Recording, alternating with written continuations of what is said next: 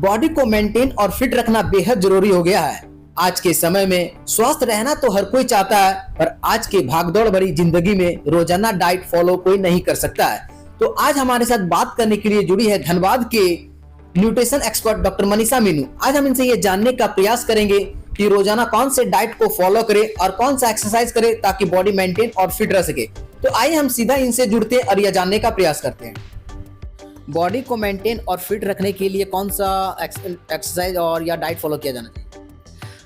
Body को maintain या fit करने के लिए एक्सरसाइज वाइज आप कार्डियो भी कर सकते हैं, रेजिस्टेंस ट्रेनिंग भी कर सकते हैं। दोनों ही का मिक्सचर हमेशा बॉडी फिट रखने के लिए बहुत इम्पॉर्टेंट है। दूसरा, न्यूट्रिशन वाइज देखा जाए तो न्यूट्रिशन बेसिकली होता है कि हम संपूर्ण न्यूट्रिशन लें जिसमें सही मात्रा में प्रोटीन भी हो, कार्बोहाइड्रेट्स भी हो, फैट्स भी हो और वाटर और बाकी विटामिन और मिनरल्स भी हों। इनका ख्याल रखना बहुत ज़रूरी है कि इनकी मात्रा कितनी सही है। तीसरी चीज़ है कि स्लीप का जो हम हमेशा इग्नोर करते हैं कि 7 to 8 आवर्स की स्लीप, नींद देना बहुत इम्पॉर्टेंट है। चौथी चीज़ है कि वाटर इनटेक आपका कम से कम 3 से 4 लीटर होना बहुत ज़रूरी है।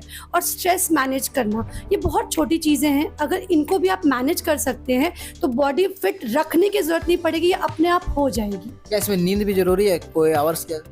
हाँ जी, नींद बहुत इम्पॉर्टेंट होती है क्योंकि कई बार हमारी आदत है कि रात में लेट से सोना, सुबह जल्दी उठ जाना, बीच में कभी नैप ले लेना, पर हम ये नहीं समझते हैं कि हमारा शरीर कंटिन्यूस काम करता रहता है। अगर हम 7 से 8 घंटे की नींद प्रॉपर इसे नहीं देते हैं तो हमारा डाइजेशन पे बहुत इम्पैक्ट पड़ता है, हमारी एफिशिएंसी पे जो हम वर्क करते हैं उस पर बहुत इम्पैक्ट पड़ता है। तो बहुत ज़रूरी है कि अगर आप 20 से 50 साल की उम्र के हैं तो मिनिमम 7 से 8 घंटे की नींद लें, और उससे कम एज के हैं तो कम से कम 9 से 12 घंटे की नींद ज़रूर लें। यदि कोई कम लेता है तो इसका कोई साइड इफेक्ट? हाँ जी, बहुत इफेक्ट पड़ता है। एक तो ऑब्वियसली आपका अटेंशन स्पैन बहुत कम हो जाता है, किसी चीज़ पे कंसंट्रेट करने की क्षमता कम हो जाती है। दूसरी चीज़ है कि आपका डाइजेशन उतना अच्छा नहीं रहता, हमारी एफिशिएंसी ऑफ वर्क। आपको एक छोटा सा एग्जांपल देती हूँ कि अगर आप घर में किसी भी एक मजदूर को घर पे काम पे लगाते हैं और कंटिन्यूस उससे काम ले रहे हैं पर उसे रेस्ट नहीं दे रहे हैं तो उसकी एफिशिएंसी ऑफ वर्क पे बहुत इफेक्ट पड़ेगा। आज पहले दिन वो अच्छा काम करेगा पर उसका वर्क रिड्यूस होता जाएगा।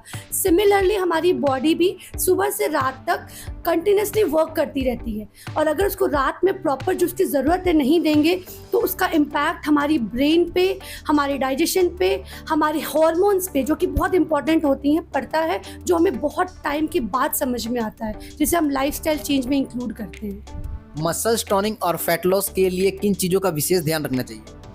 Muscle toning and fat loss 2 different चीज़ें हैं, बट एक कॉमन चीज़ है जिसको उसका ध्यान रखना चाहिए, वो है कि हमें कैलोरी डेफिसिट में खाना है। कैलोरी डेफिसिट का मतलब हुआ हर शरीर के वर्किंग के लिए एक कैलोरी नियुक्त की जाती है जो उसके एज, हाइट और उसके वर्किंग कंडीशन पर डिपेंड करता है। जब उतने कैलोरी से हम कम करते हैं सही मात्रा में प्रोटीन लेके, तब हमारी बॉडी से ज़्यादातर फैट कम होता है। अब इसी को हम अगर रेजिस्टेंस ट्रेनिंग या स्ट्रेंथ ट्रेनिंग के साथ इंक्लूड करते हैं तो उस केस में हमारी बॉडी में मसल टोनिंग भी होती है और फैट लॉस भी होता है। पर इसके साथ मैं दोबारा बोलना चाहूँगी कि वाटर इनटेक 3 से 4 लीटर और स्लीप प्रॉपर रखना बहुत ज़रूरी है। हर उम्र के लोगों के लिए अलग अलग डाइट प्लान होते हैं या फिर कोई सेम रहता है? जी, हर उम्र के लोगों के लिए डाइट प्लान डिफरेंट होता है क्योंकि हम अपने में यूनिक हैं। हमारी एज, हमारी हाइट, हमारी लाइफस्टाइल कंडीशंस, हमारी बीएमआर, हमारा जो मेटाबॉलिज्म होता है वो हर इंसान के लिए अलग होता है, तो इनकी डाइट भी उसके अनुसार बनाई जाती है। अगर कोई इंसान सेम हाइट का है और सेम वज़न का है, पर ज़रूरी नहीं है कि सेम डाइट भी उन लोग पे सेम वर्क करे। किसी में होता है, हम देखते हैं कि कोई सेम खाना खा के भी किसी इंसान का वज़न बढ़ता है, किसी का कम होता है। ये कम्प्लीटली मेटाबॉलिज्म पे डिपेंड करता है। तो डेफिनेटली सबकी डाइट डिफरेंट होती है, कोई भी डाइट सिमिलर नहीं हो सकती। तो क्या उम्र में भी कोई फर्क पड़ता है, उम्र के हिसाब से कोई डाइट प्लान चेंजिंग? हाँ जी, उम्र के साथ बहुत फ़र्क पड़ता है। हर उम्र के लोगों के हिसाब से उनके न्यूट्रिशन की रिक्वायरमेंट डिफरेंट होती है। जैसे बच्चों में न्यूट्रिशन रिक्वायरमेंट ज़्यादा होती है, जैसे कि कैल्शियम की रिक्वायरमेंट ज़्यादा है उनमें, क्योंकि वो डेवलपिंग चाइल्ड हैं। जब एक बार आप 20 की उम्र क्रॉस कर जाते हैं तो हमारा रिक्वायरमेंट, न्यूट्रिशन रिक्वायरमेंट डिफरेंट हो जाता है, हमारे हार्मोन्स की रिक्वायरमेंट ज़्यादा होती है, तो हमारा प्रोटीन इंटेक बढ़ जाता है। बहुत एक मिसकंसेप्शन है कि हम प्रोटीन को सिर्फ बढ़ते हुए लोगों के लिए रखते हैं, पर ऐसा नहीं है। मैं ये बोलना चाहूँगी जो सीनियर सिटीजन्स हैं उनके लिए भी प्रोटीन की रिक्वायरमेंट उतनी ही ज़्यादा है, क्योंकि उनको भी प्रोटीन की ज़रूरत है। जो टिश्यूज़ डैमेज हो जाते हैं उनको रीजनरेट करने के लिए प्रोटीन ज़रूरत है। इसीलिए हर उम्र के लोगों के लिए डाइटरी रिक्वायरमेंट्स डिफरेंट होती है। क्या क्या डाइट और प्रोटीन? डाइट प्रोटीन में बेसिकली देखिए क्या होता है, हर एक की मार्किंग होती है। जनरली जो एवरेज बोला जाता है, जो नेशनल इंस्टीट्यूट ऑफ हेल्थ का अकॉर्डिंग बोला गया, जो हैदराबाद में है NIN, उसने कहा है कि 0.8 से लेके 1 ग्राम पर बॉडी वेट हर इंसान को देना चाहिए प्रोटीन, पर ये रिक्वायरमेंट चेंज होती है। अगर सीनियर सिटीजन्स हैं तो 1.3 ग्राम पर बॉडी वेट देना चाहिए। अगर कोई बहुत हैवी वर्कलोड करता है तो उसकी 2 ग्राम पर बॉडी वेट होता है। तो बहुत चीज़ पर डिपेंडेंट है ये प्रोटीन इंटेक, पर प्रोटीन इंपॉर्टेंट है। मिनिमम भी अगर आप 70 to 80 ग्राम्स ऑफ प्रोटीन पूरे दिन भर में लेते हैं, जो हमारे इंडियन डाइट में नहीं है, तब भी आपका हेल्थ बहुत बेटर हेल्थ स्टेटस पे रहता है। तो क्या मैम बिना एक्सरसाइज और जिम किए भी बॉडी को मेंटेन रखा जा सकता है? हाँ, एक हद तक रख सकते हैं। एक होता है एक्सरसाइजिंग एक्टिविटी, एक होती है नॉन एक्सरसाइजिंग एक्टिविटी। हम नॉन एक्सरसाइजिंग एक्टिविटीज़ को इंक्लूड करके अपने हेल्थ को बेटर कर सकते हैं, जिसमें आता है कि आप जनरल भी घर में जो वर्क करते हो, हेल्पर्स की मदद कम लेके खुद वो काम करके भी हम अपनी स्टेप काउंट को बढ़ा सकते हैं। दूसरी चीज़ें हैं कि नीचे से सामान उठाना या कुछ लाइटर वेट्स को उठाना, वो हम अगर खुद से करें तो हो सकता है स्टेप काउंट्स बढ़ा के। नॉर्मल योगा करके, ब्रीदिंग एक्सरसाइजेस करके भी हम बिना जिम गए भी अपने हेल्थ को मेंटेन कर सकते हैं। स्ट्रेस और जो मेंटल हेल्थ है, इसमें शरीर पे उसका क्या प्रभाव पड़ता है ज़्यादा स्ट्रेस लेने से? स्ट्रेस का या मेंटल प्रेशर का बहुत प्रभाव पड़ता है। मैं एक क्लिनिकल डाइटिशियन हूँ और मेरे पास ज़्यादातर जो पेशेंट्स आते हैं वो बहुत स्ट्रेस्ड रहते हैं, और हम यही सोचते हैं कि इस स्ट्रेस का हमारे शरीर पे या हमारी जो इंटरनल ऑर्गन्स पे उस पर असर नहीं पड़ता है। पर अब जब बहुत ज़्यादा स्ट्रेस में रहते हो तो ये एक फेनोमेना है जिसमें हमारा हार्ट रेट, हमारा ब्लड प्रेशर, हमारा मसल टेंस हो जाता है। ये कम करना बहुत ज़रूरी है, क्योंकि अगर हम हायर हार्ट रेट पे मेंटेन रहें तो हमारे हार्ट स्ट्रोक भी हो सकता है या ब्रेन डैमेज भी हो सकता है। इनका असर हमारे हार्मोन्स की फंक्शनिंग पे भी पड़ता है। जब आप बहुत स्ट्रेस्ड रहते हो तो स्ट्रेस हार्मोन कॉर्टिसोल जो रिलीज़ होता है वो हमारे बाकी हार्मोन्स की फंक्शनिंग को रिड्यूस कर देता है, जिसका असर आपकी डाइजेशन पे भी होता है, कंसंट्रेशन पे भी होता है, कंसीविंग पे भी होता है। तो कई सारी ऐसी चीज़ें हैं जिन पे अगर आप स्ट्रेस रिलेटेड चीज़ें रखते हैं अपनी बॉडी में या अपने सराउंडिंग में, तो आपका बॉडी हेल्थ डिटोरिएट करता है। इसलिए स्ट्रेस मैनेज करना बहुत ज़रूरी है। आजकल देखा गया है कि बॉडी को मेंटेन और फिट रखने के लिए मार्केट में बहुत अलग अलग तरह के सप्लीमेंट निकले हैं। तो क्या ये सब सप्लीमेंट को लेना कितना हद तक सही है? क्या इसका कोई साइड इफेक्ट भी होता है? सप्लीमेंट का मतलब होता है कि हमें वो चीज़ें लेना जो हमारे खाने से हमें नहीं मिल रही हैं, उन्हें कहते हैं हम सप्लीमेंट। सप्लीमेंट लेना उन्हीं के लिए उचित होता है जिनके अंदर उसकी डेफिशिएंसी होती है। अगर किसी में कैल्शियम की डेफिशिएंसी है या कोई प्रोटीन ले रहा है और उसके खाने से प्रोटीन नहीं पूरा हो रहा है, तो सप्लीमेंट लेने में कोई बुरी चीज़ नहीं है। लेकिन सप्लीमेंट हमेशा डॉक्टर्स या हेल्थ एक्सपर्ट या न्यूट्रिशनिस्ट के सुपरविजन में ही लेना चाहिए। अदरवाइज़ उसको ना लें जब आपको नॉलेज नहीं है, तो उसके साइड इफ़ेक्ट्स भी हो सकते हैं। इसलिए हमेशा सप्लीमेंट्स लें जब आपको आपके डाइट से नहीं मिल रहा है। अगर डाइट से वही चीज़ मिल रही है तो सप्लीमेंट की ज़रूरत नहीं है। वेट लॉस के लिए इंटरमिटेंट फास्टिंग कितना प्रभावी साबित होता है?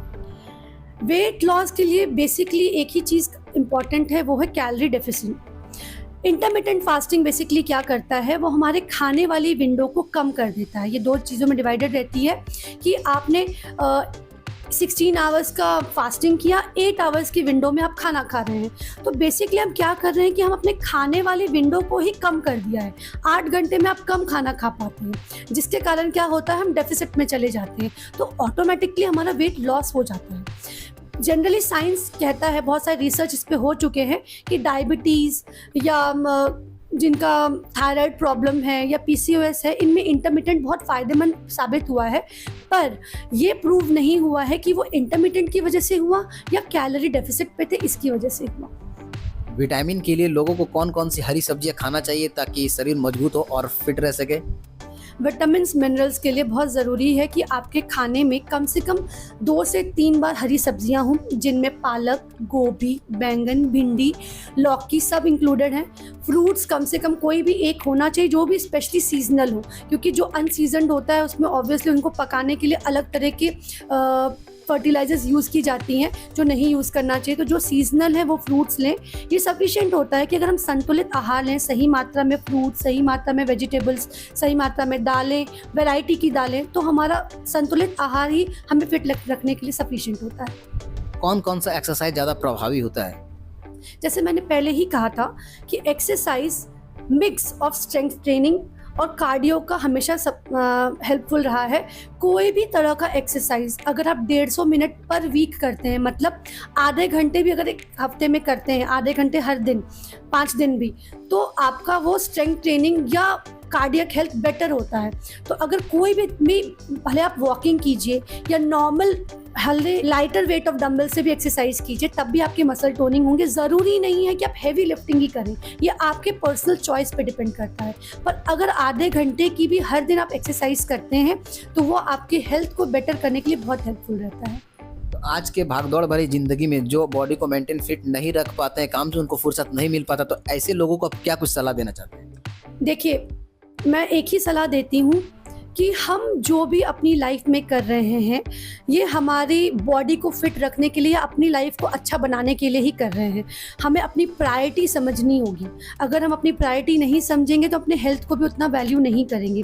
तो सबसे ज़्यादा इम्पॉर्टेंट है कि हम अपनी प्रायोरिटी अपने हेल्थ को करें। एक एग्जाम्पल ही दूंगी इसके लिए कि हम पूरी उम्र अपनी हेल्थ का ख्याल नहीं रखते हैं, बस हम उस चीज़ के लिए पैसे जोड़ते रहते हैं कि बाद में जाके ये हॉस्पिटल में काम आएगा।